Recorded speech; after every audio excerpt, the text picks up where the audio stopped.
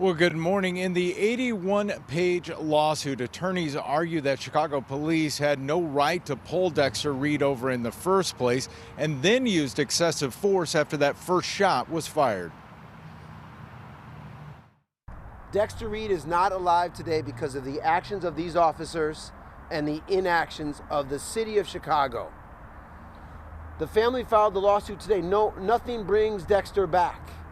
But this family doesn't want it to happen to yet another family in the city of Chicago. We asked the city to examine their own policies and procedures, reacquaint themselves with the consent decree and the obligations that they vowed to abide by, and ultimately to ensure and put in safeguards that this does not continue to happen to our children and to our loved ones. The attorneys who filed the lawsuit on behalf of the family held a press conference in front of the 11th Police District headquarters this morning. Reed's parents and other family members were here as well. This is the same district the 5 tactical officers involved in the police-involved shooting worked out of. They accused the city and police department of not following its own procedures and failing to comply with the federal consent decree put in place after the Laquan McDonald shooting.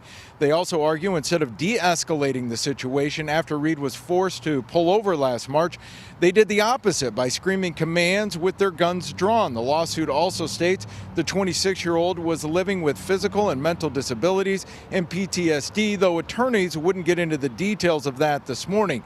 Police records show Reed was out on bond for a firearms charge and retail theft at the time of the shooting. Body camera video of the March traffic stop and shooting was released to the public a few weeks ago.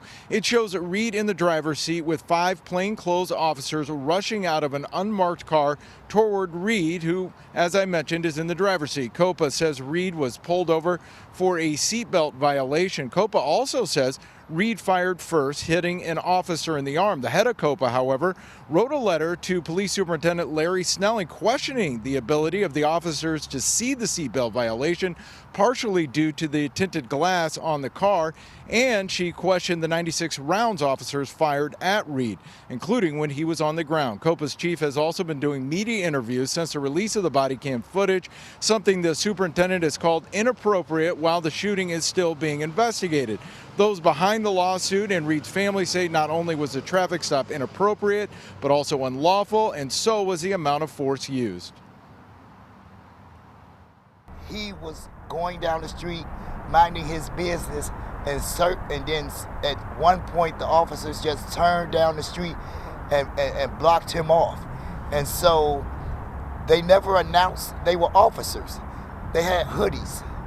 And if it was me, I would be totally terrified. What happened to Dexter is unacceptable, and I hope that these officers are held accountable for their actions. They need to be taken off the streets, locked up, and they should not be on the streets as a tactical team scaring anyone else. Now, I did reach out to the Chicago Police Department, but it does have a long-standing policy of not